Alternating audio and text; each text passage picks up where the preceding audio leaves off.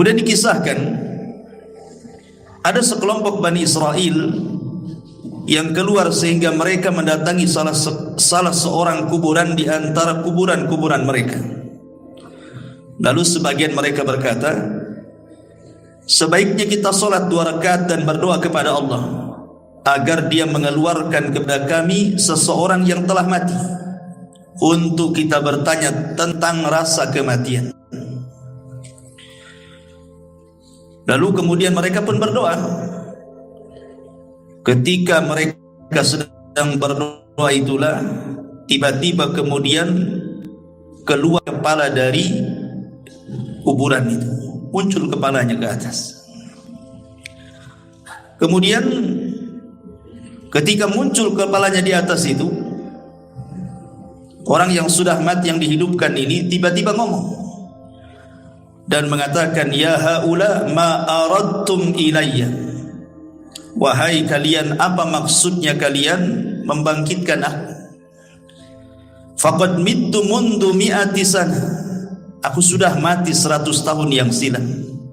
Fama sakantu an hararatil maut wa an hararati al mauti, dan sampai sekarang aku masih belum terlepas dari rasa panas saat kematianku. Kemudian dia mengatakan, fad'ullaha azza wa jalli an yu'idani kama kuntu. Sekarang kalian berdoalah kepada Allah untuk Allah kembalikan kepadaku ke dalam kuburan. Ya mungkin kalau di zaman sekarang kan enggak ada dan tidak bisa juga kita lakukan. Tapi hadis ini sahih. Makanya kenapa Nabi SAW mengatakan dalam kisah-kisah mereka itu terdapat keajaiban. Coba orang yang berdoa kepada Allah untuk minta dibangkitkan satu orang, tiba-tiba betul-betul dibangkitkan. Kemudian ditanya soal rasa kematian, dia mengatakan, aku sejak 100 tahun yang silam sampai sekarang masih merasakan panas, katanya. Kenapa kalian bangkitkan diriku? Apa maunya kalian? Kemudian dia meminta agar orang-orang ini berdoa kembali kepada Allah untuk dikembalikan lagi ke dalam kuburannya. Dan di sini juga ada faedah betapa dahsyatnya orang-orang yang masuk ke dalam kubur itu. Ma'asyiral muslimin yang dimuliakan Allah Azza wa Jalla. Tetapi walaupun demikian, Nabi SAW membolehkan untuk menceritakan kisah-kisah Bani Israel, bukan berarti kemudian semua kisah Bani Israel diceritakan, tidak. Karena ada yang sahih, ada yang tidak sahih, ada yang benar, ada yang tidak benar. Kalau sesuai dengan dalil kita ceritakan, kalau tidak sesuai jangan ceritakan.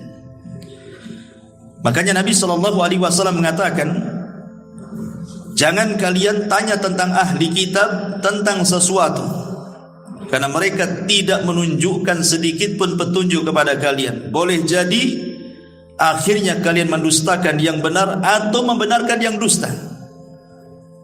Dari sini kita tahu bahwa kalaupun harus mengkisahkan kisah mereka, maka kisah-kisah yang sesuai dengan dalil saja.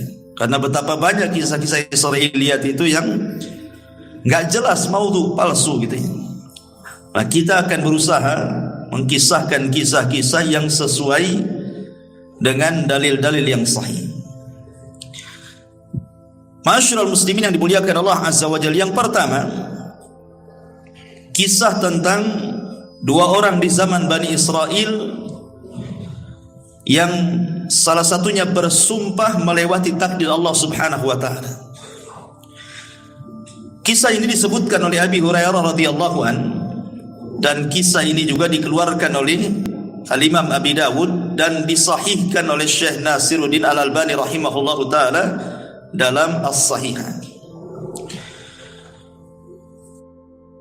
Dari Abu Hurairah radhiyallahu an, aku mendengar Nabi sallallahu alaihi wasallam bersabda, kana rajulani fi Bani Israil. Dulu ada 2 orang di zaman Bani Israel, mutawa khayyain, keduanya saling bersaudara, berkawan baik. Tetapi salah seorang di antara mereka adalah yudhnib, banyak melakukan dosa, wal akhar mujtahidun fil ibadah, tapi satunya ahli ibadah. Jadi ada dua orang Bani Israel, satunya ahli maksiat, satunya ahli ibadah. Yang ahli ibadah ini baik sekali. Jadi setiap melihat kawannya yang bermaksiat itu selalu dinasihati agar bertobat. Tetapi kawannya yang ahli maksiat ini tetap saja tak mau bertobat. Sehingga suatu hari mungkin yang ahli ibadah ini melihat kawan yang ahli maksiat ini sudah melampau maksiatnya. Menurut kacamata dia mungkin sudah tidak bisa ditolerir lagi. Sudah parah gitu ya bahasanya. Akhirnya kemudian dia pun menasihati agak keras. Masalahnya nasihatnya inilah yang jadi masalah.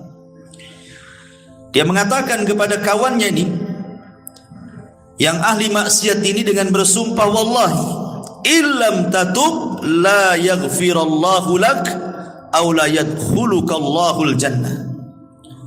Kalau engkau tidak bertobat kepada Allah Subhanahu wa taala, kupastikan kau tidak akan diampuni dosamu dan kupastikan kau tidak masuk surga.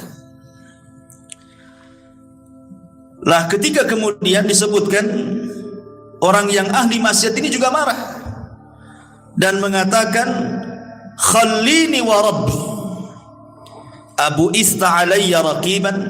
Ngapain kau peduli dengan aku, katanya. Apakah engkau diutus oleh Allah jadi malaikat raqib mengawasi aku tiap hari? Biarkan aku dengan Rabbku, katanya. Ini urusan aku dengan Tuhan, gak ada urusan kamu, katanya. Akhirnya Allah Subhanahu wa taala takdirkan keduanya meninggal. Yang ahli ibadah Allah masukkan ke dalam neraka, yang ahli maksiat Allah masukkan ke dalam surga. Kenapa demikian? Mestinya kan dibalik gitu ya. Yang ahli ibadah masuk surga, ahli maksiat masuk neraka. Ini dibalik pula. Di mana ahli maksiat masuk surga, ahli ibadah pula masuk neraka.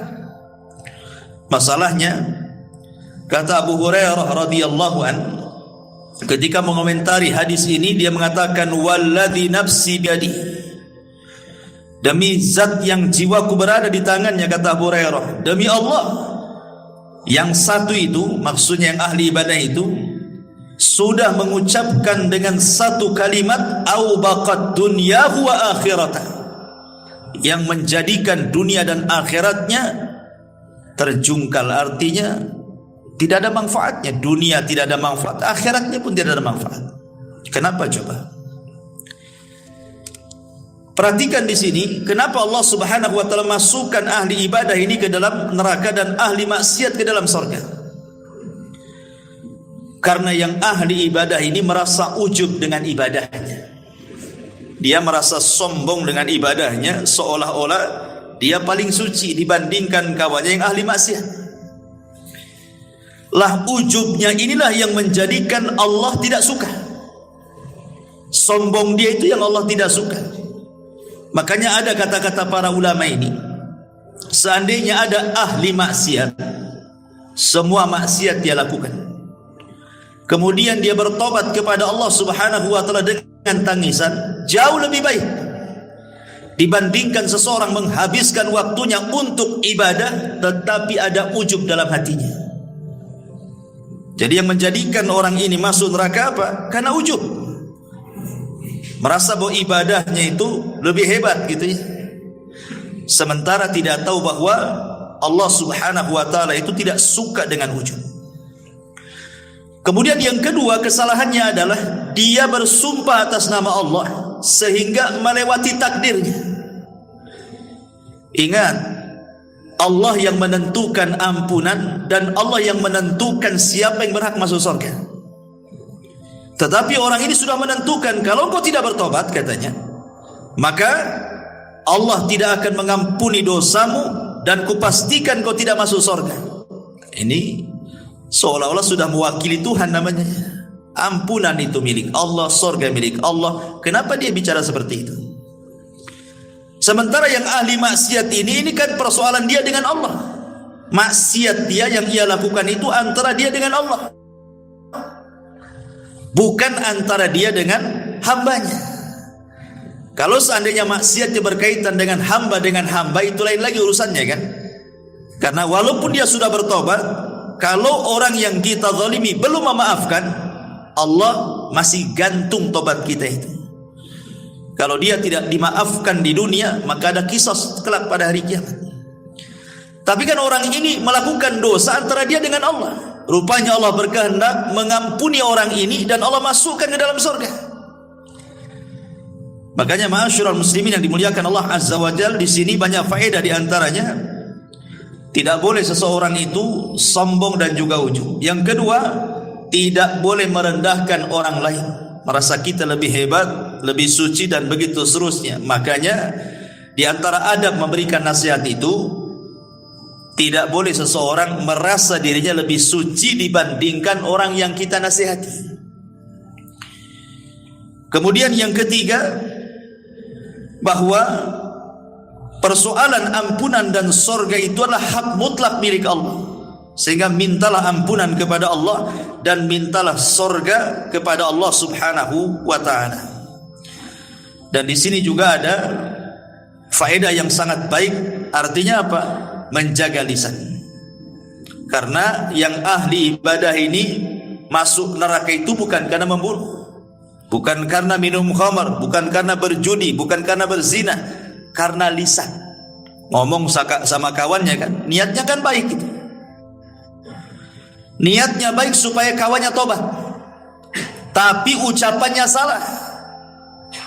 Sehingga Nabi SAW mengatakan, wa innal abda la yatakallamu bil kalimati la yulki laha bala min sakhatillah yahwi sahibuha fi nari jahannam.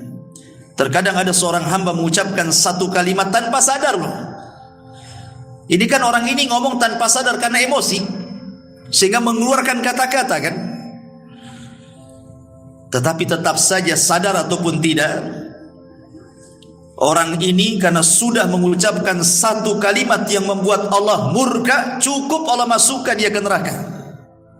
Subhanallah, bagaimana kalau ucapannya itu dirangkai sebelumnya? Memang sudah dirangkai dari rumah untuk ngomong gitu ya. Lebih parah lagi, orang ini tidak sadar karena saking marahnya dia ngomong begitu. Maka ini juga ada faedah tentang jaga lisan dan juga beradablah kepada Allah Subhanahu wa ta'ala. Jangan melintasi takdir yang sudah Allah takdirkan kepada setiap manusia. Ini kisah yang pertama. Kisah yang kedua, dari kisah-kisah Bani Israel, dari Muhammad ibn Sirin, dari Abi Hurairah radhiyallahu anhu, Nabi sallallahu alaihi wasallam bersabda. Ini bercerita tentang seseorang yang masuk surga karena memberi minum seekor anjing. Nabi mengatakan, bainama rajulun yamshi fashtadda alaihi al-atas. Ada seseorang berjalan di padang pasir, kemudian dia kehausan. Kemudian fanazala bi'ran, nampaklah ada sumur di situ. Dia pun turun ke dalam sumur itu, fasyariba minha, kemudian dia berhasil minum dari air sumur itu. Summa kharaja, kemudian dia naik. Setelah naik, fa idza huwa bikalbin yalhath ya'kulu athara minal atshi. Tiba-tiba dia melihat seekor anjing yang melelehkan lidahnya. Saking kehausannya, dia sampai kemudian memakan tanah yang ada di bawahnya, mencari air maksudnya. Kemudian ketika dia melihat hal itu, maka dia pun mencabut sepatunya, thumma nazala 'alal bi'ri, kemudian dia pun masuk lagi ke sumur tadi, kemudian mengambilnya. Fasaqal kalba fasyakarallaha, kemudian dia memberi minum anjing tersebut. Setelah dia melihat anjing itu merasa puas gitu ya, dia bersyukur kepada Allah, dia bisa selamat dan anjing itu bisa selamat ya. Kemudian apa yang terjadi? Faghafara lahu, maka Allah ampuni dosa-dosanya. Kemudian mereka mengatakan, ya Rasulullah, wa inna lana fil bahaim ajran. Apakah, kata Nabi, para sahabat mengatakan, wahai Rasul, apakah kami akan mendapatkan pahala ketika kita berusaha untuk menyayangi binatang? Maka Nabi SAW mengatakan fi kulli kabidi ratbatin ajrun. Kata Rasul, pada setiap yang berhati basah itu, kalau kita sayang dengan hal itu, maka itu dapat pahala. Artinya di sini ada faedah besar bahwa seseorang itu dalam Islam dituntut untuk menyayangi binatang. Menyayangi binatang. Yang kedua, memberi makan atau minum kepada binatang itu termasuk sedekah. Termasuk sedekah. Sampai ada seorang syekh itu ditanya, "Ya syekh, apakah kalau seandainya saya punya peliharaan kucing, kemudian kita pelihara baik-baik, kita kasih minum, kita kasih makan, kita rawat dia, apakah kalau seandainya pahalanya aku kirim kepada orang tuaku yang sudah meninggal, apakah sampai?" Maka Syekh ini mengatakan, ya tentu sampai, karena setiap sedekah itu bermanfaat untuk orang mati. Tapi tentu yang paling bermanfaat kepada orang mati tentu adalah doa. Yang pertama doa kan, baru kemudian sedekah. Yang paling manfaat bagi orang mati itu adalah doa dulu, baru kemudian sedekah. Di sini juga ada keutamaan kan gitu ya. Jadi orang ini memberi minum anjing itu bukan karena memberi minumnya, tidak, karena keikhlasan dia. Karena dalam riwayat itu ada juga riwayat yang mengatakan bahwa yang memberi minum itu seorang pelacur. Seorang pelacur dari Bani Israel, sama kisahnya. Kemudian seorang pelacur ini pun Allah Subhanahu wa taala masukkan ke dalam surga karena keikhlasannya. Jadi bukan karena memberi minumnya, tetapi karena keikhlasan dia. Jadi Allah melihat keikhlasannya sehingga Allah masukkan wanita itu ke dalam surga. Menunjukkan keutamaan ikhlas di sini. Ini kisah yang kedua. Kisah yang ketiga, kisah seorang nenek di zaman Bani Israel yang minta surga. Ini dijelaskan dalam riwayat Abi Musa al-Ash'ari radhiyallahu anhu. Hadis ini juga disahihkan oleh Syekh Nasiruddin Al-Albani rahimahullahu taala. Ketika Nabi sallallahu alaihi wasallam pulang dalam peperangan, kemudian kehabisan bekal. Kemudian dia pun mencari orang yang mau menjamunya. Ketemulah seorang nenek Yahudi di perbatasan Madinah. Dalam riwayat Arabian, seorang Arab Badui. Kemudian Nabi SAW meminta izin untuk meminta sesuatu yang dimakan dia, diminum dia dengan para sahabatnya. Maka dengan senang hati wanita Yahudi yang sudah tua, atau dalam riwayat seorang Arabi, seorang Arab Badui ini, memberi makan dan minum Rasul dan pasukannya. Maka Rasul itu ingat tidak pernah melupakan jasa kebaikan orang. Makanya Nabi SAW bertanya, sepulangnya kami ke Madinah, kira-kira apa yang bisa kami berikan kepadamu atas jasa kau memberi makan dan minum kepada kami? Nanti kami akan utus mengirim kebutuhan. Minta sekarang, kira-kira apa? Maka tiba-tiba kemudian dia meminta macam-macam. Dia mengatakan, naqatun atau naqatan narkabuha. Rasul, aku minta seekor unta lah, kirimkan nanti kemari supaya aku bisa ke sana kemari pakai unta punya kendaraan. Dalam riwayat dia meminta anjing supaya bisa menjaga kambing-kambingnya, kalbun yahrusu ghanami. Kemudian juga minta pembantu yang bisa membantu dia, seorang budak. Kemudian minta ini banyak kali permintaannya. Hanya ngasih makan dan minum. Ketika Rasul mengatakan kira-kira sebagai imbalan kebaikanmu apa, macam-macam dimintanya. Maka Rasul mengatakan, tidakkah kau lemah untuk seperti seorang nenek di zaman Bani Israel? Sahabat heran kenapa Rasul menyebut seorang nenek di zaman Bani Israel. Makanya sahabat bertanya, wa ma'ajuzu Bani Israel ya Rasulullah, apa yang Anda maksud seorang nenek di zaman Bani Israel itu wahai Rasul? Maka Rasul mengatakan, dahulu inna Musa alaihi salam, Nabi Musa alaihi salatu wassalam, lamma sara bi Bani Israel min Misrah dhallu tariq. Jadi ketika Musa ini dengan Bani Israel menyeberangkan dari Mesir menuju perjalanan Palestina, tiba-tiba nyasar, sesat jalannya, nggak tahu kemana arahnya.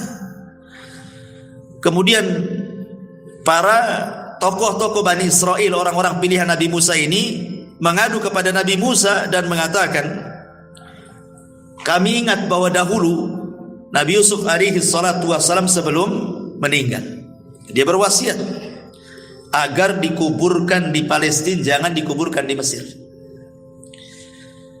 Akhirnya kemudian Nabi Musa mengatakan, kalau begitu kita ambil jasadnya, karena jasad para nabi itu tidak akan dimakan tanah.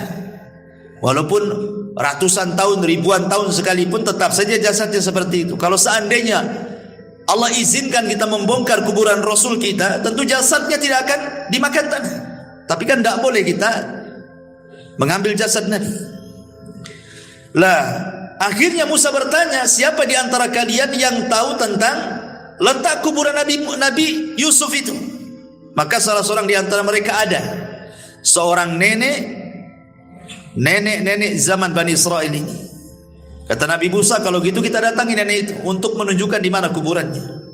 Datanglah kemudian Bani Israel ini kepada nenek Bani Israel tadi dan minta ditunjukkan di mana letak kuburannya. Tetapi nenek itu juga tidak mau gratisan, tetap ada imbalannya. Sehingga Nabi Musa bertanya, apa imbalannya supaya engkau bisa menunjukkan di mana kuburan Nabi Yusuf? Tiba-tiba nenek ini mengatakan, aku hanya menginginkan an akuna ma'aka fil jannah. Tolong doakan kepada Allah, jadikan aku bersamamu di surga, kata. Subhanallah, ya. Tentu Nabi Musa terdiamlah. Nabi Musa kan enggak punya surga. Yang punya surga Allah, kan begitu. Masa hanya menunjukkan di mana kuburan Nabi Yusuf minta surga? Jadi teman Nabi Musa lagi, kan? Terlampau tinggi kan bayarannya. Tetapi Allah Subhanahu wa taala kabulkan permintaan nenek ini. Kemudian diutus Jibril, kemudian diberitahu kepada Nabi Musa, katakan kepada nenek itu sudah dikabulkan. Maka Musa pun mengatakan, Allah sudah mengabulkan permintaanmu. Sekarang di mana kuburannya? Kemudian ditunjukkan dan diambilnya jasad Nabi Yusuf. Kemudian mereka pun tidak lagi tersesat jalan dan Nabi Yusuf dikuburkan di mana? Di Palestina. Ya. Lah kisah ini, ma'asyiral muslimin yang dimuliakan Allah Azza wa Jalla, Rasul ingin menyinggung seorang nenek yang mengatakan orang Badui, ada juga yang mengatakan seorang nenek Yahudi. Maksudnya kalau sudah tua itu jangan macam-macam permintaan dunianya. Lihat nenek zaman minta unta, minta anjing untuk menjaga ternaknya, minta pembantu, minta ini, minta itu. Kok sudah tua maksudnya? Kalau sudah tua itu dekat mati. Banyak-banyak minta surga gitu maksudnya. Karena di zaman Nabi SAW ada anak kecil yang luar biasa, namanya Rabi'ah ibn Ka'ab al-Aslami. Rabi'ah ibn Ka'ab al-Aslami, anak remaja, belum dewasa, masih remaja, suka membantu Nabi SAW. Jadi kalau malam dia suka menginap di rumah Nabi untuk menyediakan keperluan Nabi kalau bangun sepertiga malam atau pertengahan malam, entah menyiapkan tempat wudunya, menyiapkan airnya. Jadi Nabi SAW melihat anak remaja ini masih kecil, kok semangat kali membantu dirinya. Maka Rasul SAW mengatakan kepada anak muda ini, mintalah sesuatu hai anakku, aku akan berusaha memberinya. Mintalah sesuatu untukku. Kalau anak-anak kecil zaman sekarang antum katakan minta apa nak, pasti jawabannya latu-latu. Minta apa? Latu-latu kan itu. Anak-anak kecil kan itu. Minta mainan ini, mainan itu kan itu. Tapi lihat anak kecil di zaman Nabi, dia mengatakan ketika Rasul mengatakan salini, minta sesuatu kepadaku, kata anak ini mengatakan as'aluka murafaqataka fil jannah. Tidak wahai Rasul, aku hanya ingin menjadi temanmu di surga. Anak kecil gitu ngomong begitu, coba. Aku hanya ingin menjadi temanmu di surga, katanya. Nabi SAW gak yakin awa ghaira dzalik, yang lain. Namanya anak-anak kan suka mainan gitu ya. Yang lain gak ada katanya. Itu saja katanya. Maka tetap Anak ini mengatakan, tidak wahai Rasul, hanya itu saja, kata. Aku ingin menjadi temanmu di sorga, katanya. Maka Nabi SAW mengatakan, fa inni ala nafsika bi kathrati sujud. Kalau begitu bantulah supaya keinginanmu tercapai. Nah, kau banyak-banyak sujud, banyak-banyak sholat.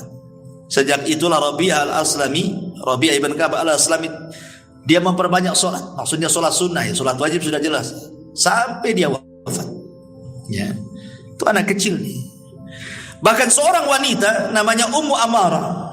Ummu Amarah ini seorang wanita yang terlibat di salah satu peperangan bersama Nabi SAW. Ada yang mengatakan di perang Uhud. Perang Uhud itu kan perang kekalahan kaum muslimin. Bahkan Rasul masuk perangkap orang-orang musyrik kan. Hampir mati Rasul di perang ini. Bagaimana tidak coba? Penutup kepalanya kan kena pecah gitu ya, karena diterjang oleh musuhnya dengan pedang sampai pecah tuh helm kepalanya, sampai serpihannya menancap di pipi Nabi. Yang nyabutnya saja sampai rompang giginya karena dicabut pakai gigi. Abu Bakar berusaha mencabut dengan tangan, tidak bisa juga. Akhirnya datanglah seorang sahabat, kalau tidak salah Abu Ubaidah ibn Jarrah, kemudian dicabut oleh giginya sampai rompang giginya, cabut serpihan yang ada di pipi Rasul. Ya. Lah Ummu Amarah ini ketika Rasul masuk ke dalam parit itu, jebakan orang-orang Quraisy itu, kan sahabat ketika itu kan kocar-kacir gara-gara Nabi diisukan mati. Padahal ketika itu yang meninggal siapa? Mus'ab bin Umair. Lah Mus'ab bin Umair ini kalau pakai baju besi, dari depan, dari samping, dari kiri kanan itu persis seperti Nabi. Jadi ketika Mus'ab bin Umair mati, disangka Nabi yang mati gitu. Tersebar isu bahwa Nabi meninggal gitu di perang Uhud itu. Akhirnya kemudian para sahabat banyak yang lari. Tapi datanglah Anas bin Nadar menyemangati mereka untuk kembali ke peperangan. Akhirnya mereka maju lagi ke peperangan. Cuman ketika mereka lari kan Rasul sedikit yang melindungi. Lah salah satunya seorang wanita namanya Ummu Amarah. Padahal tugasnya seorang wanita dalam peperangan itu bukan untuk perang, untuk mengobati orang luka kan itu ya, menyediakan konsumsi gitu. Ini karena melihat kacau, ikut dia dalam peperangan. Ketika dia betul-betul menghalangi panah-panah orang itu untuk sampai kepada Nabi SAW, jadi badannya dijadikan tameng, jadi panah-panah itu menancap sama dia gitu. Kemudian kata Nabi SAW, karena melihat semangatnya Ummu Amarah, kata Rasul, salini ya Umma Amarah, mintalah sesuatu wahai Ummu Amarah sekarang. Kata Ummu Amarah, as'aluka ma'aka fil jannah, aku hanya minta kepadamu, tolong sertakan aku di sorga bersamamu. Akhirnya kata Rasulullah, kalian akan bersamaku di sorga. Nah, gitu kan. Orang dulu ya, dari anak kecil minta sorga, perempuan minta sorga. Ini pula orang yang sudah mau mati, kata Rasulullah, kenapa kau tidak minta seperti orang tua di zaman Bani Israel minta sorga, minta dunia pula gitu. Nah, jadi di sini juga pelajaran besar bagi kita bahwa kalau usia itu sudah menginjak tua, nah, perbanyaklah dekat-dekat masjid, banyak zikir, dekat-dekat dengan Allah kan. Walaupun tua bukan tanda-tanda mati kan, tapi umumnya orang tua dekat ajalnya. Kenapa? Karena umurnya sudah dibatasi. Dalam hadis Rasul, umatku ini umurnya berkisar 60 sampai 70. Lewat dari situ sedikit. Hati-hati nih kalau sudah 60 tahun ke atas. Ya, harus banyak-banyak dekat dengan Allah Subhanahu wa taala. Ini diantara kisah Bani Israel juga. Kemudian kisah yang lain, kisah seseorang yang luar biasa bertawakal kepada Allah Subhanahu wa taala, kisah tentang amanah. Dari Abi Hurairah radhiyallahu an, dia menceritakan dari Nabi sallallahu alaihi wasallam, annahu dzakara rajulan min Bani Israil sa'ala ba'dha Bani Israil an yuslifahu alfa dinar, bahwa ada seorang Bani Israel yang meminjamkan pinjaman kepada Bani Israel yang lainnya, seorang laki-laki di Bani Israel yang lainnya, sebanyak 1000 dinar. 1000 dinar banyak, ikhwan. 1 dinar itu kalau mau diemaskan 4 gram lebih. Kalau dirham separohnya. Kalau 1000 nah berapa tuh? Banyak kan itu. Ratusan juta kan itu. Lah ketika kemudian sudah berhadapan nih orang yang mau pinjam utang nih kepada orang yang punya uang ini, masalahnya ketika itu tidak ada saksi. Gimana ini tidak ada saksi? Kalau kita kan, kalau antum pinjam uang sama saya, kalau di atas 50 juta kan tentu harus ada saksi gitu ya. Kalau perlu bawa notaris gitu ya kalau kita ya. Kecuali kalau pinjamnya 500 sejuta yang enggak ya. Kalau udah banyak kan notaris lah kan gitu. Nanti kabur pula kan. Kadang-kadang hanya pakai kwitansi saja. Itu pun ada materainya. Itu lemah kali lah gitu ya. Nanti dituntut nih loh buktinya. Semua orang bisa nulis kalau kwitansi saja. Kadang materai saja lemah gitu ya. Kadang kalau sudah banyak pasti notaris kalau kita ini. Jadi Bani Israil ini meminjam. Katanya, siapa saksinya? Siapa kira-kira saksinya? Aku akan beri uangku 1000 dinar, tapi siapa saksinya? Ya. Akhirnya dia mengatakan, kafa billahi kafila. Saksinya Allah. Saksinya Allah. Coba kalau zaman sekarang bilang saksinya Allah, 100 juta gitu kan. Gak yakin orang sekarang dengan Allah tuh. Orang dulu saksinya Allah. Nah, kalau sudah menyebut Allah yakin tuh. Dikasihlah 1000 dinar itu. Kemudian ditentukan berapa bulannya, tanggalnya, hari pengembaliannya. Kemudian bisa begitu saja. Tetapi karena dua-duanya amanah, yang punya uang amanah, yang pinjam uang pun amanah. Ya, kalau sekarang dua-duanya nggak amanah, yang minjemin ya nggak amanah, belum waktunya sibuk mau diminta lagi lah. Kita kan janjinya 3 bulan, masa baru seminggu sudah diminta lagi kan itu. Yang lebih parah yang minjamnya lebih tidak amanah. Malah kemudian sudah waktunya bayar tak mau bayar. Banyak kali dustanya. Kemudian tambah lagi marah-marah. Terakhir diblokir nomornya. Nah, itu kan masalah ya. Lah pada waktu yang sudah ditentukan mau bayar ikhwan, rumah orang yang punya uang ini dengan rumah orang yang pinjam ini harus melewati sungai. Jadi ada perahu yang mengantarkan ke seberang gitu. Jadi hari itu pagi-pagi buta ala ini, orang ini berangkat dari rumahnya ingin bayar uang. Karena jauhnya jaraknya, akhirnya sampailah sore hari. Sementara kapal yang mengantarkan dari ujung ke ujung sungai itu sudah nggak ada lagi. Ya, mungkin kalau sekarang kan ada last ferry jam berapa gitu ya. Udah ketinggalan kapal. Udah nggak ada. Karena dia takut kepada Allah Subhanahu wa taala, sudah janji ini harus dibayar. Takut kepada Allah Azza wa Jalla, dia bingung. Sementara orang yang punya uang pun bingung dan nunggu-nunggu. Kok tak nampak-nampak mau bayar enggak ini? Gitu ya. Akhirnya dia tawakal kepada Allah Azza wa Jalla. Diambilnya kayu, kemudian dibelah, kemudian uangnya ditaruh di situ, kemudian diikat, nulis surat dia di situ. Kemudian dihanyutkan ke sungai. Kemudian pulang. Dan dia mengatakan, Bismillahi tawakkaltu ala Allah. Hanya menyebut namamu ya Rabb, aku bertawakal kepada Allah. Sampaikan uang ini kepada orang itu. Aku sudah berjanji hari ini harus sampai. Pulang dia. Ya. Sementara yang nunggu-nunggu di seberang sana bingung nih. Kok nggak datang-datang, sudah mau maghrib pun tak datang-datang. Dipikirnya daripada kemudian pulang tak nenteng-nenteng, mendingan cari kayu bakar kan itu. Dapatlah 2-3 kayu bakar, bisalah kan zaman dulu nggak ada kompor gas gitu. Akhirnya kemudian nampaklah ada kayu cantik bagus gitu. Bagus juga nih kayu untuk kayu bakar. Akhirnya berusaha dia mengambil yang sedang hanyut itu, dibawa pulang. Ya. Sampai di rumah, dia lepas ikatannya, dia mau belah gitu ya. Rupanya ada uang 1000 dinar. Kemudian ada surat bahwa ini surat pelunasan dia.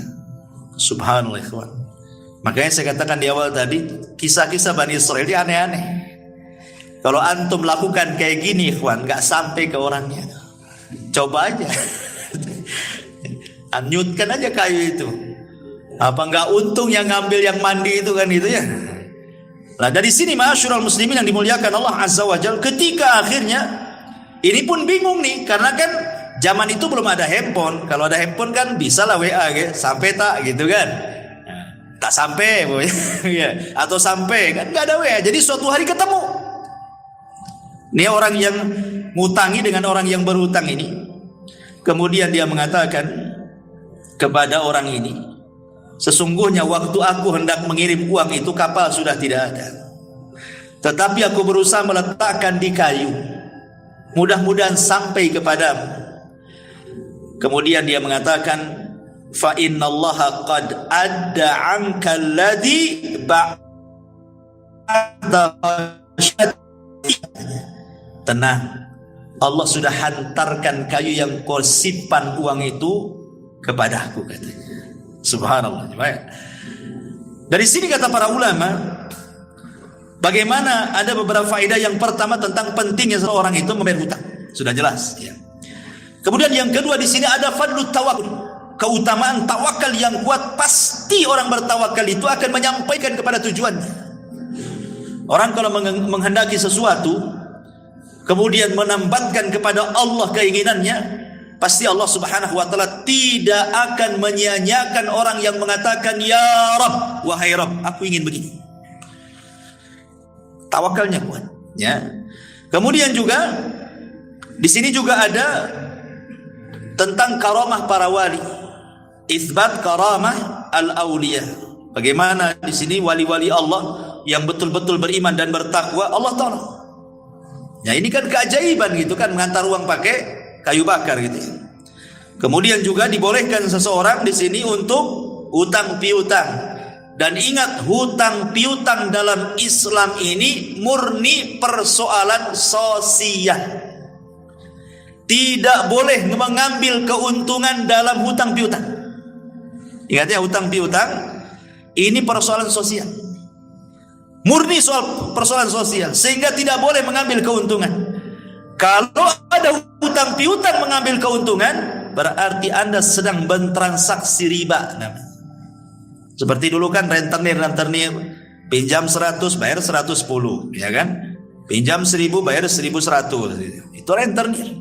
Atau di bank-bank ribawiyah kan ma'ruf, hutang-hutang mesti harus ada bunganya, semua riba, tidak boleh.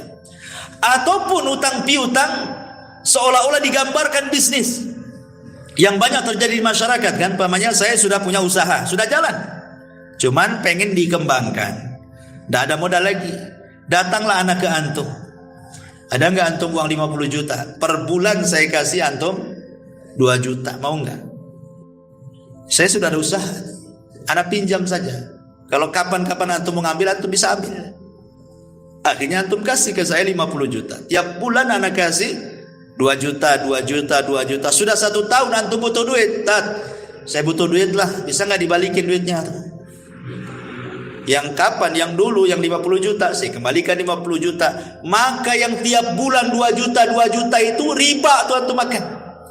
Ya. Itu bukan bisnis namanya, itu hutang piutang namanya. Kalau bisnis itu tidak bisa dibuat nominal secara angka, harus dibuat nominal secara persen. Nih keuntungan bulan ini berapa? Akadnya kamu berapa persen, saya berapa persen? Oke lah 60, 40, 70, 30 kan gitu ya. Nggak boleh diangkakan tiap bulan kamu 2 juta. Kenapa? Sebab kalau untung banyak, yang rugi yang punya modal. Kalau untung sedikit, yang rugi yang memainkan modal. Masa dalam bisnis ada untung rugi gitu kan? Harus sama-sama. Senang bagi 2 gitu ya. Susah juga ditanggung bersama. Nah, itu yang terjadi di masyarakat. Nah, yang seperti ini riba tidak boleh, karena ada kaidah mengatakan kullu qardin jarran naf'an fahuwa riba. Setiap barang jaminan yang kemudian terdampak ada manfaat, maka manfaatnya riba. Kan seolah-olah begini, saya taruh 50 juta, tapi jaminannya kamu ngasih 2 juta per bulan. Seolah seperti itu jadinya. Nah, maka ini riba, tidak boleh. Ya. Jadi kalau seandainya kita ini naruh modal 50 juta, 100 juta, kemudian rugi, ya kan kesepakatan namanya rugi. Gimana lagi? Kecuali kalau seandainya teledor. Umpamanya nih, bisnisnya herbal. Tanpa sepengetahuan pemodal, ganti pula bisnis sepeda motor. Nah, itu lain lagi itu. Itu keteledoran orang yang memainkan modal namanya. Ya berhak kita mengambil uangnya. Akan kita kan jual herbal, kenapa jadi jual motor second antum? Akhirnya rugi kan itu. Balik duitnya, itu tidak masalah. Ya, jadi kalau itu kesalahan yang memainkan modal namanya. Tapi intinya dalam kisah ini ikhwan, bahwa pentingnya seseorang itu perhatian dengan utang piutang ini. Jangan enak ketika berutang, tak enak pula ketika membayar. Itu kebanyakan, ya. Tapi ini juga kisah di zaman Bani Israel. Kemudian juga yang lain kisah di zaman Bani Israel adalah kisah orang yang membanggakan nasab. Hadis ini dikeluarkan Imam Ahmad dalam musnadnya dari sahabat Ubay ibn Ka'ab radhiyallahu anhu. Intasaba rajulani ala ahdi Rasulillah sallallahu alaihi wasallam. Jadi ada dua orang di zaman Rasul. Di zaman Rasul dua orang itu berbangga dengan nasab. Dan ingat orang-orang jahiliyah dulu itu memang paling suka berbangga dengan nasab. Makanya ada ayatnya. Apa ayatnya? Alhaqumut takatsur hatta zurtumul maqabir. Maqabir. Apa artinya alhaqumut takatsur hatta zurtumul maqabir? Jadi orang-orang jahiliyah itu saking berbangga dengan nasab sampai menghitung kuburan. Nih kabilahku jumlahnya 1000 orang. Berapa kabilahmu? Oh, kabilahku banyak, 1500 orang. Nah, kemudian mereka datang ke kuburan. Ayo kita hitung kuburan-kuburan dua. Nih, lihat kuburan, sampai hitung kuburan orang itu. Nih kuburan, ini kuburan ini, kuburan ini, dihitung tuh kuburan tuh. Nanti banyak-banyakan kuburan tuh. Terutama kuburan-kuburan orang-orang yang nenek moyangnya berhasil. Oh ini yang ini dulunya mantan menteri nih. Nah, ini mantan jenderal nih. Nah, begitu berbangga dengan kuburan orang jahiliyah itu. Jadi zaman Rasul, satu orang berbangga dengan nasab dan mengatakan, kamu tahu siapa saya? Kata, saya anak fulan, ibn fulan, ibn fulan, ibn fulan, ibn, sampai 9 kakeknya disebut. Kemudian setelah dia menyebut 9 kakeknya, dia menghina kawannya dari kabilah lain dan mengatakan, amma anta fala umma laka. Adapun kamu, saya yakin tidak punya keturunan sehebat aku, katanya. Rasul hebat. Rasul marah. Apa yang kalian lakukan, kata Rasul, persis seperti dua orang di zaman Bani Israel. Rasul mengkisahkan tentang kisah Bani Israel. Kemudian Rasul menceritakan, di zaman Nabi Musa, Bani Israel itu ada dua orang persis seperti kalian. Yang satu mengatakan ana fulan, ibnu fulan, ibnu fulan, ibnu fulan, ibnu fulan, sampai 9 kakeknya disebut. Dengan bangganya dia mengatakan, lihat kakek buyutku nih, orang-orang hebat semuanya. Amma anta fala ummalaka. Adapun kakek buyutmu paling orang-orang biasa saja gitu. Nah, sekarang udkur abaka, sebutkan turunanmu, ya. Akhirnya kemudian dengan malu-malunya dia mengatakan, adapun ana fulan, ibnu fulan, ibnu fulan. Dia cuma menyebutkan 2 kakeknya saja. Karena kakek yang ketiganya kafir. Dia benci menyebut kakeknya yang kafir. Kemudian dia ulang lagi, ana fulan, ibnu fulan, ibnu fulan, ibnul Islam. Dia bilang kakeknya yang kafir itu dikatakan Islam. Saya anaknya fulan bin fulan bin Islam, katanya. Karena dia nggak mau kaki yang keempat, ketiganya itu kafir masalahnya. Dia nasabkan ke Islam. Kemudian Allah takdirkan, kata Rasul, keduanya wafat. Yang berbangga dengan kakek-kakeknya, buyutnya, walaupun kafir, walaupun tidak beriman, bangga dia. Dia sebutkan semuanya sampai 9 kakeknya. Allah masukkan ke dalam neraka. Adapun yang menyebutkan kakeknya cuma 2, ketika menyebut kakeknya yang ketiga dia tidak mau karena kafir, akhirnya dinasabkan ke dalam Islam, kemudian dimasukkan ke dalam surga. Kemudian Allah Subhanahu wa taala mengatakan kepada yang berbangga dengan kakeknya yang ke-9 itu, fa anta ashiruhum, engkau yang ke-10, kau ke neraka. Kan disebutkan 9 kan, dia yang ke-10-nya gitu. Adapun engkau, katanya, masuklah ke dalam surga, fa anta thalithuhuma, engkau yang ketiganya, masuk ke surga, katanya. Gitu kan, bayangkan. Orang ini masuk neraka ya, bukan karena mencuri, bukan karena minum khamr, karena nyebutkan saya putra ini, putra ini, putra ini, masuk neraka. Ngeri kan, menyebutkan nasab ini. Dan ini yang paling banyak, terutama di daerah-daerah itu yang masih membanggakan kesukuan biasanya. Ya kan? yang ada marga-marga, ada ini itu, kadang-kadang dia bisa merendahkan marga lain dan meninggikan marga dia kan. Atau mungkin daerah yang masih kental dengan kesultanan kan, merasa dia darahnya biru, antum ini darah merah, apalagi itu tuh darah hitam katanya. Ini kan masalah ya kawan kan. Nah ini masalah. Jadi jangan sampai membanggakan keturunan karena tidak ada manfaatnya. Fala ansaba yauma idin, terputus nasab pada hari kiamat. Nggak ada nasab-nasab. Makanya Rasul mengatakan man batta'a bihi amaluhu lam yusri bihi nasabu. Kata Rasul kalau lambat amalnya percuma nasabnya. Hari ini orang ngaku syarifah, syarif, habib, habibah gitu ya. Percuma saja ngaku habib keturunan Nabi. Kalau kelakuannya kayak bajingan buat apa kan itu? Percuma karena yang dilihat itu bukan nasabnya tapi amalannya. Lalu apa berbangga dengan nasab kan itu? Terkadang ada orang berbangga dengan nasab sedikit, saya keturunan Nabi, keturunan Nabi, keturunan Nabi kan itu. Ya, kita perlu berbangga juga. Nabi masih ada keturunan, kita muliakan mereka. Tetapi kalau buat kesombongan buat apa coba? Maka nasab itu tidak ada gunanya di akhirat. Yang menjadikan orang masuk surga itu adalah amalan. Baik. Kemudian juga kisah yang lain, masih kisah di zaman Bani Israel, adalah kisah 3 orang yang diberikan penyakit kemudian diuji dengan nikmat. Masyhur kisahnya ya, karena terdapat dalam kitab Riyadhus Shalihin, hadis dari Abu Hurairah radhiyallahu anhu, di mana hadis ini juga terdapat dalam Sahih Bukhari Muslim, sudah jelas sahihnya ya. Jadi di zaman Bani Israel, singkat saja saya cerita, saya tidak akan baca nasnya kepanjangan. Di zaman Bani Israel itu ada 3 orang yang Allah Subhanahu wa taala berikan penyakit. Yang pertama abras, yang kedua aqra, yang ketiga a'ma. Abras, aqra, a'ma. Ya. Maksudnya abras itu seseorang yang punya penyakit sopak ya. Sopak itu apa ya? Semacam penyakit kulitnya, rusak kulitnya ya. Baras. Kemudian yang kedua, Allah Subhanahu wa taala berikan penyakit aqra, penuh dengan penyakit di rambutnya sehingga tidak satu helai pun rambut itu tumbuh dan banyak boroknya. Ingat di zaman dulu kan, zaman baheula lah ya, yang sudah tua-tua ini biasanya dulu kan rambut ini sudah kayak mahkota. Zaman dulu kan rambut tuh mahkota, makanya zaman dulu itu yang nampak di di pesak belakang celana itu bukan dompet, sisir. Ya kan, zaman dulu kan sisir di sini tuh. Nampak gagang sisirnya. Kalau zaman dulu kan dikit-dikit nyisir ini. Karena zaman dulu rambut itu luar biasa.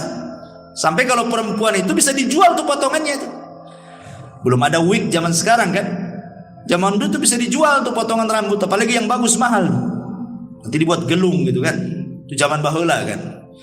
Apalagi di zaman Bani Israil, tambah lagi zaman kita aja baheula itu rambut tuh kayak mahkota di kepala gitu. Malu kalau rambut jelek itu zaman dulu.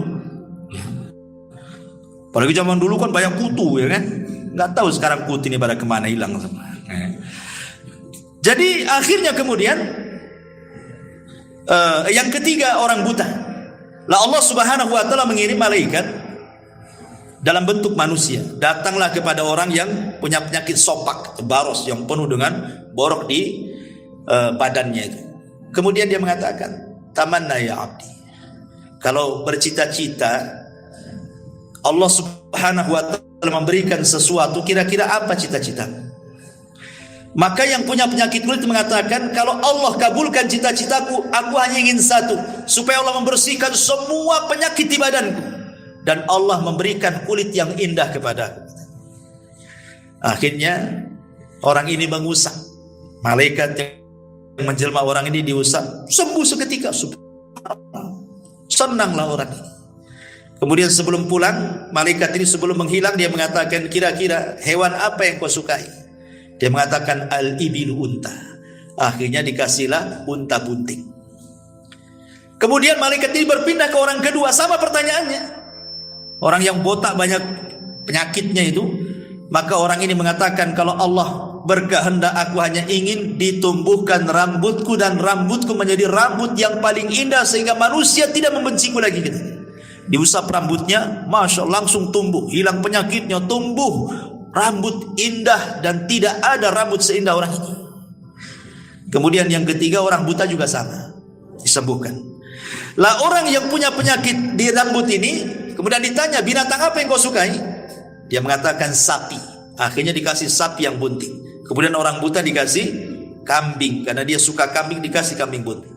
Allah takdirkan yang bunting-bunting dari binatang ini akhirnya semua lahiran dikembarkan anaknya, laki-laki jantan, jantan dengan betina, jantan dengan betina. Unta juga sama, lahir jantan betina. Sapi juga sama, lahir jantan betina. Kambing juga sama.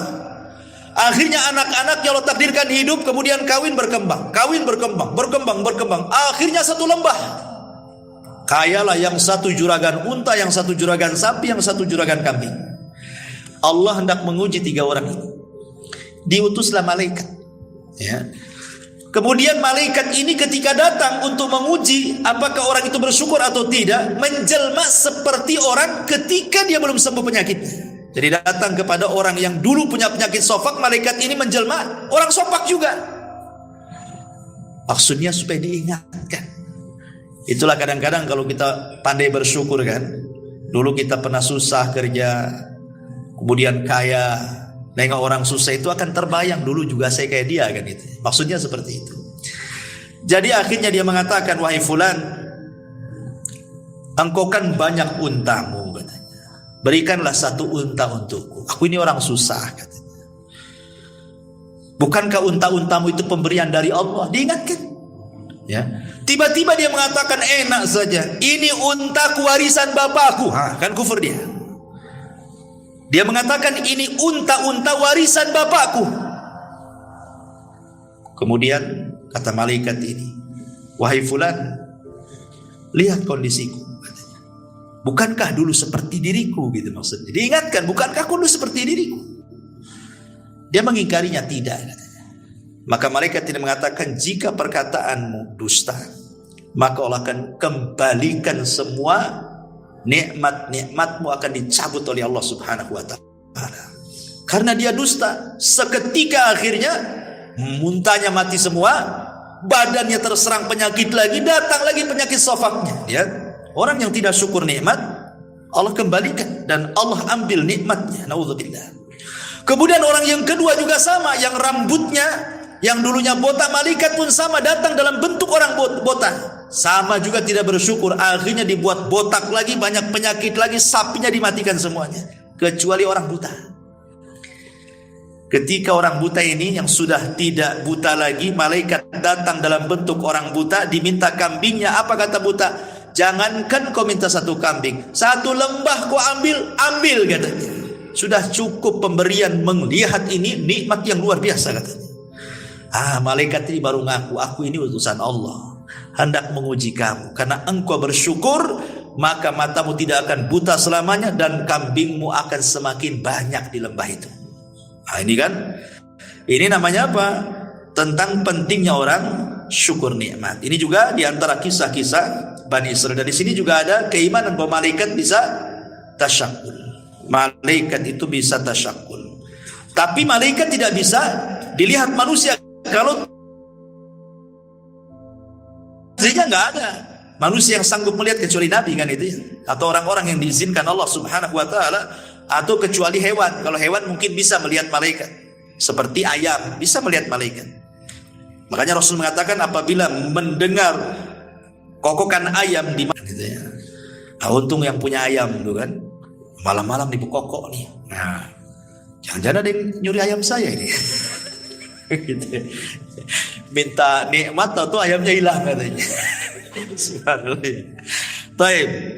Ini juga kisah dari kisah-kisah Bani Israil. Kemudian yang lain, kisah yang masyhur saja ya. Kisah yang lain, kisah yang dikeluarkan Imam Muslim dan juga Imam Bukhari dari sahabat Abdullah ibn Umar radhiyallahu anhu. Udzibati imra'atun fi hirratin sajanatha hatta matat. Fadakhalat fiha an-nar. Fala hiya at'amatha wala saqatha id habisatha wala hiya tarakatha ta'kulu min khashashil ardi. Dahulu kata Nabi SAW, ada seorang wanita di zaman Bani Israel yang masuk neraka gara-gara seekor kucing. Kenapa alasannya? Karena wanita ini tidak pernah memberikan kesejahteraan. Dia rawat kucing, kemudian dia kerangkeng kucing, tapi tidak dikasih makan, tidak dikasih minum. Sehingga kemudian akhirnya kucing ini kelaparan. Terpaksalah kemudian makan apalah yang semut-semut di dinding atau hewan-hewan yang kebetulan lewat di situ di dinding, dimakan itu saja. Akhirnya kurus sakit, mati. Kata Nabi SAW, wanita ini masuk neraka. Wanita ini masuk neraka gara-gara seekor kucing.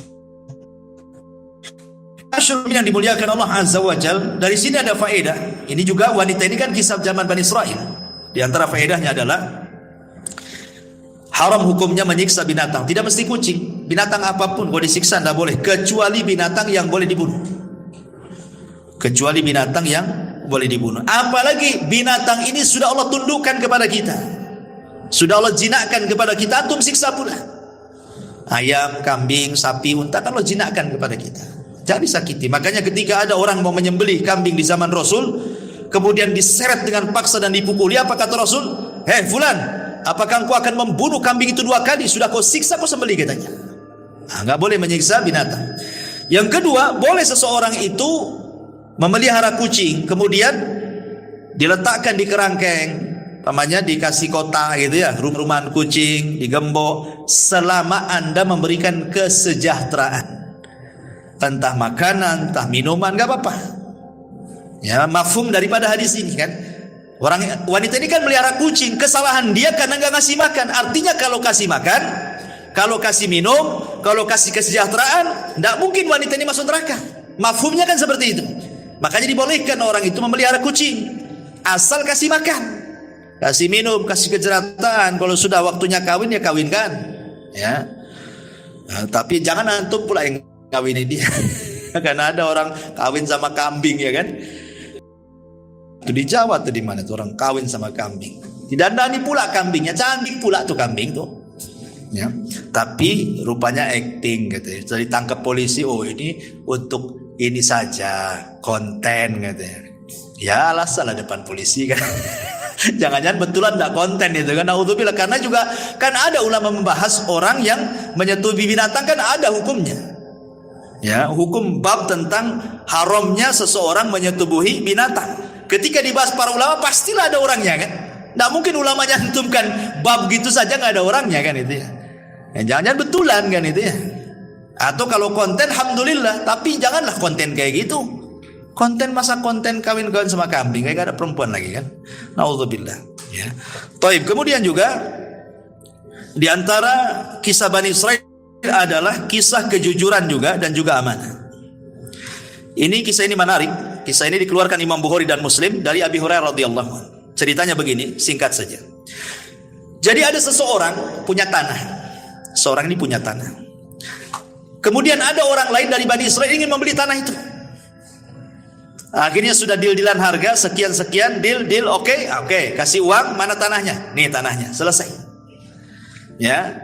Tiba-tiba nih yang beli tanah ini pas mau digarap, dicangkuli, mau ditanami, tiba-tiba nemu harta karun penuh dengan emas. Kalau seandainya untuk hidup 7 turunan cukup, saking banyaknya harta karun. Ya.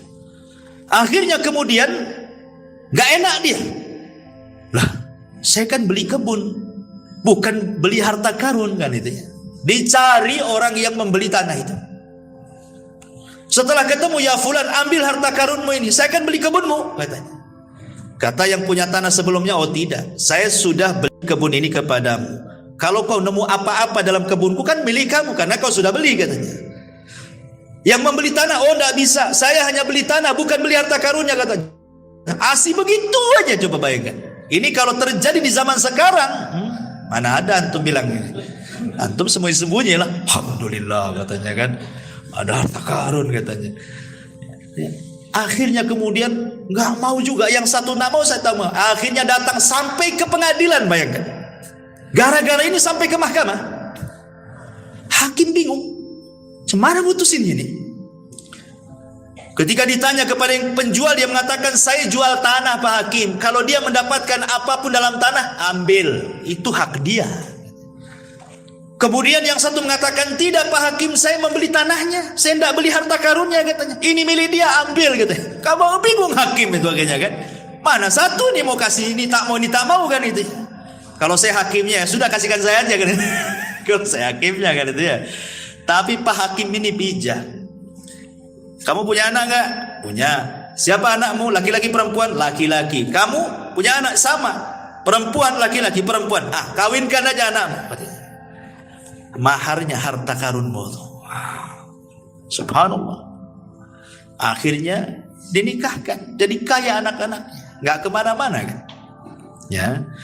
Dari sini ma'asyiral muslimin yang dimuliakan Allah Azza wa Jal, ada faedah yang besar di sini dalam hadis ini tentang bayanu wara'il ba'i wal mushtari. Lihat bagaimana waroknya pembeli dan penjual.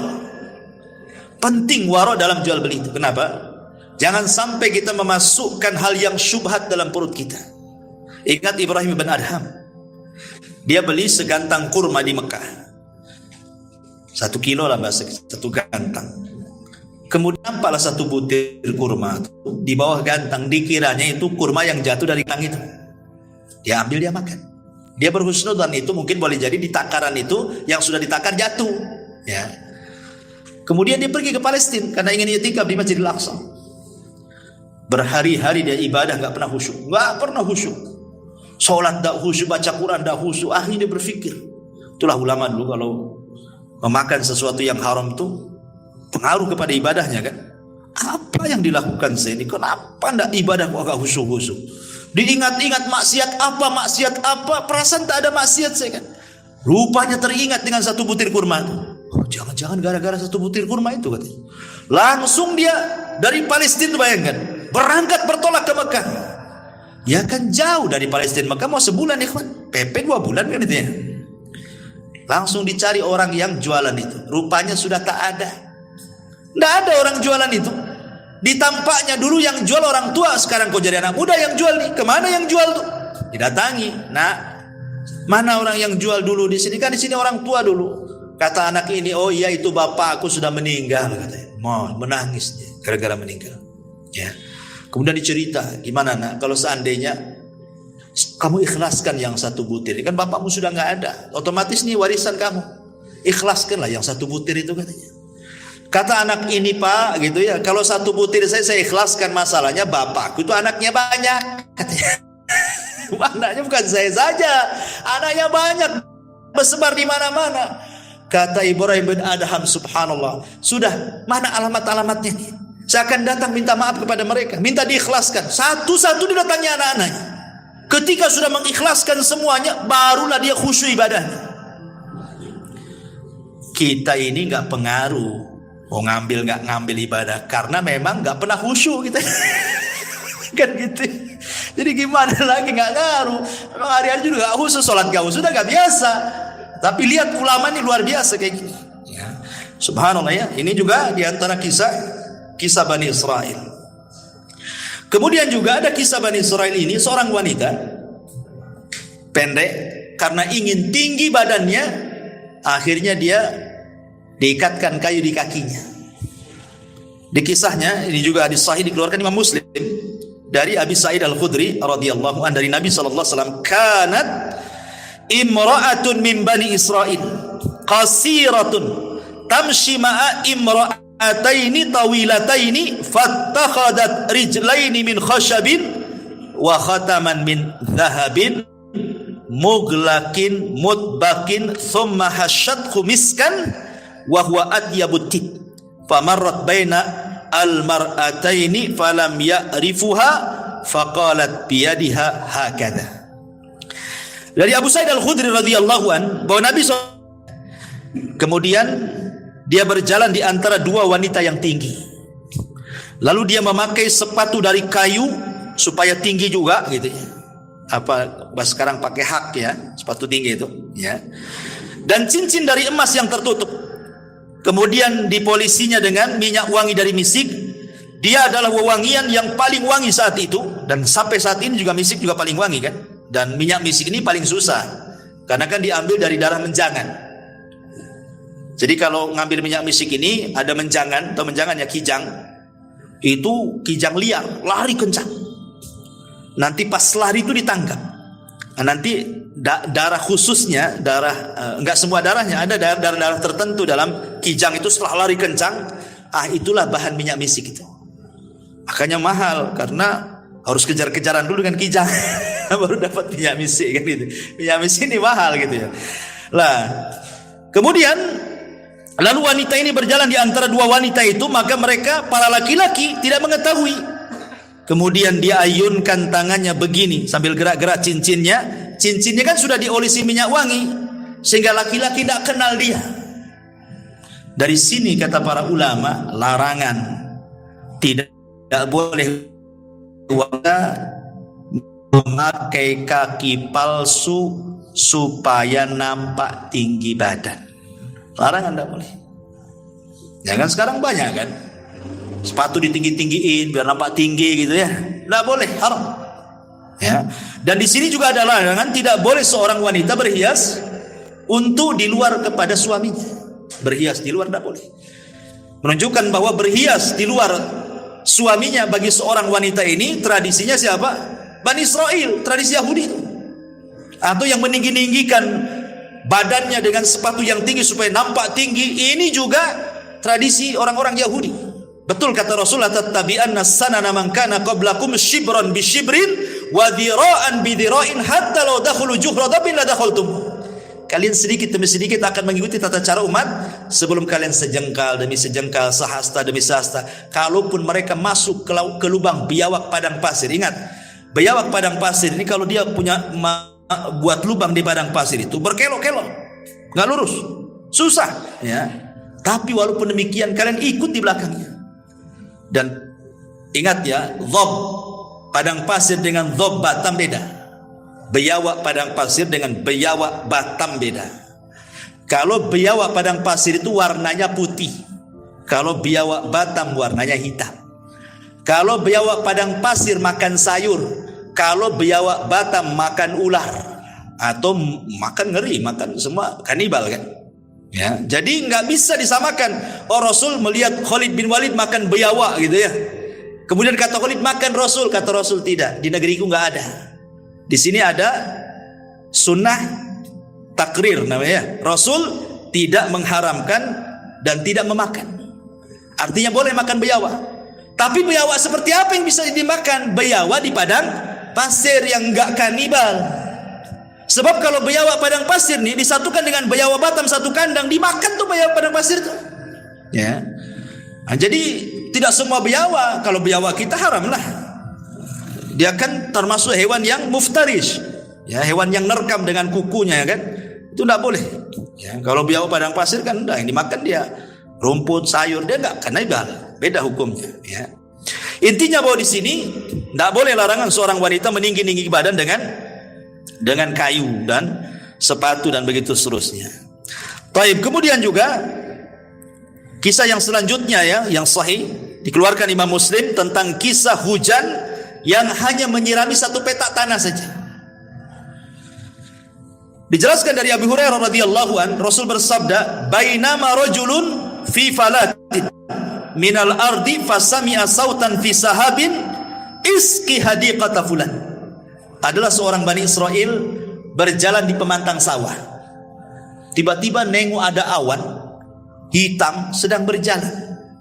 Di balik awan itu ada yang bicara, "Hujani kebunnya si Anu." Ini anak muda heran, kenapa ada suara?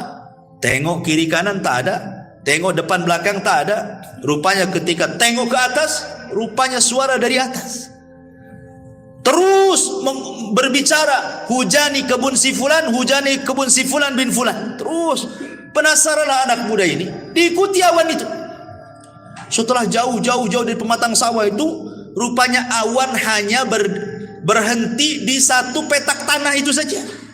Kemudian hujan di situ. Anehnya, sebelah kiri, sebelah kanan, depan belakang tidak terkena cipratan air hujan itu. Hanya satu petak itu saja. Kok bisa? Di Batam saja kalau hujan lokal ya enggak gitu kali lah kan gitu. Berapalah satu petak tanah kan gitu ya. Ya kalau hujan lokal satu tiban kan itu, Batam Center tidak. Ini satu petak dihujani. Akhirnya kemudian penasaran lah anak muda, ditunggu siapalah pemilik kebun ini. Lama keluar pula pemiliknya. Kemudian disetop. Kamu yang memiliki ladang ini? Ya. Siapa namamu? Fulan ibnu Fulan. Kaget anak muda ini. Kenapa? Ini nama-nama yang disebut Yawan tadi. Sehingga dia penasaran. Maaf Pak, Bapak ini kalau panen, ya kan? Apa yang dilakukan dengan panenan itu?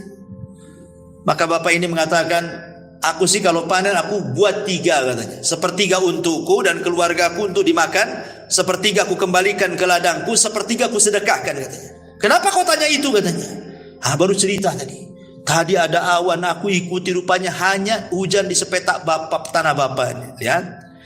Bagaimana di sini Allah Subhanahu wa taala akan menambah harta yang disedekahkan, syahidnya. Ma naqasa min mali sadaqah. Tidak akan berkurang harta yang disedekahkan, bahkan bertambah dan bertambah. Ya. Kemudian juga di antara kisah yang lain adalah kisah seseorang yang seorang raja yang meninggalkan kerajaannya untuk beribadah kepada Allah Subhanahu wa taala. Kisah ini terdapat di dalam Al-Bazzar, At-Tabrani dalam Al-Awsat dan juga Al-Kabir, dan menurut Imam Al-Haythami sanadnya hasan, dan juga diletakkan dalam As-Sahihah dan disahihkan oleh Syekh Nasiruddin Al-Albani rahimahullahu taala. Ya. Diceritakan oleh Abdurrahman ibn Abdullah ibn Mas'ud dari bapaknya dari Nabi sallallahu alaihi wasallam. Jadi sesungguhnya Bani Israel telah mengangkat, saya artikan saja. Sesungguhnya Bani Israel telah mengangkat salah seorang khalifah, maksudnya raja untuk mereka. Maka sang khalifah itu berdiri salat di bawah sinar bulan di atas Baitul Maqdis. Lalu ia mengingat beberapa hal yang telah diperbuatnya. Maka ia berpegang dengan sebuah tali. Pada pagi harinya tali itu masih tergantung di masjid itu. Namun ia telah pergi. Lalu raja ini pergi sampai tiba di sebuah kaum yang tinggal di tepian laut. Lalu dia mendapati mereka sedang membuat batu bata. Maka ia bertanya kepada mereka, bagaimana kamu membuat batu bata ini? Lalu mereka memberitahunya. Maka ia membuat batu bata bersama mereka. Dia makan dari hasil tangannya, sehingga ketika tiba waktu sholat, ia bersuci, salat. Lalu ada seseorang pekerja yang melaporkan hal itu kepada pemimpin negeri itu. Dan dia berkata, di tengah-tengah kami ada seseorang yang berbuat ini dan itu. Maka pemimpin itu mengirimkan orang untuk menemuinya agar ia datang kepadanya. Namun ia enggan untuk datang. Ya, karena dia raja kan itu. Maka pemimpin itu datang sendiri mewakili teman-temannya, rakyatnya. Sehingga kemudian berjumpalah antara pemimpin dan pemimpin ini kan itu. Kan ini kan nyamar, raja nyamar ya. Ini pemimpin ini juga pemimpin daerah situ kan, berjumpa. Lalu kemudian setelah berjumpa, dia berkata, tunggulah aku ingin berbicara padamu satu kalimat saja.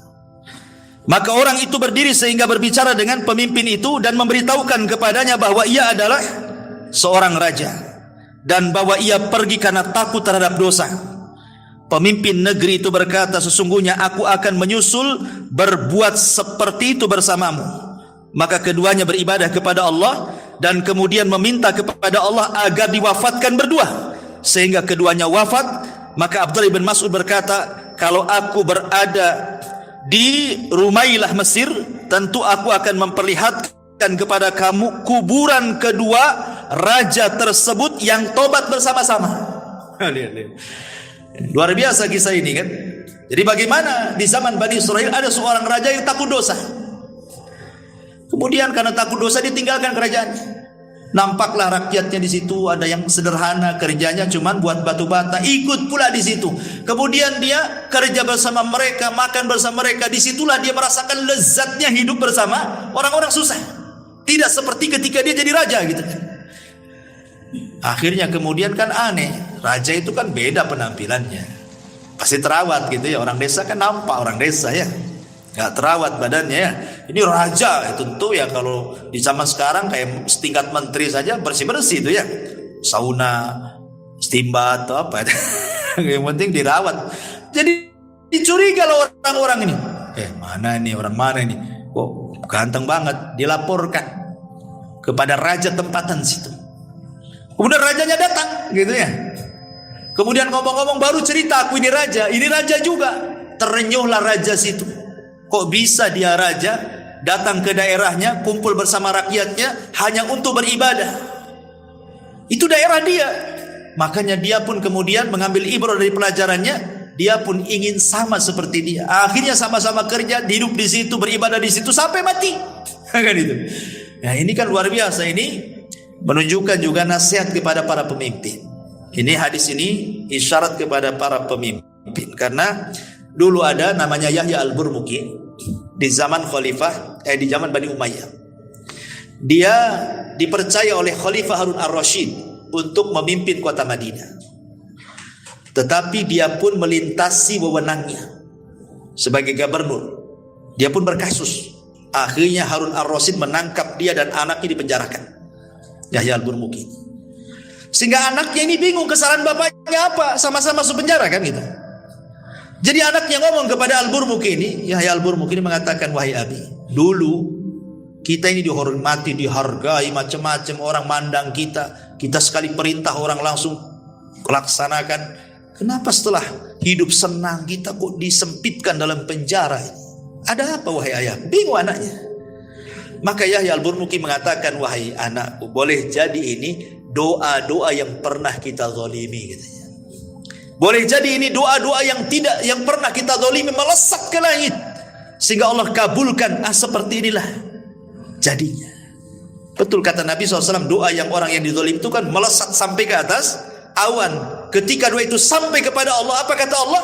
Wa bi izzati la ansurannaka walau ba'dahin. Dengan kemuliaanku kata Allah, aku akan tolong kamu tepat pada waktunya katanya.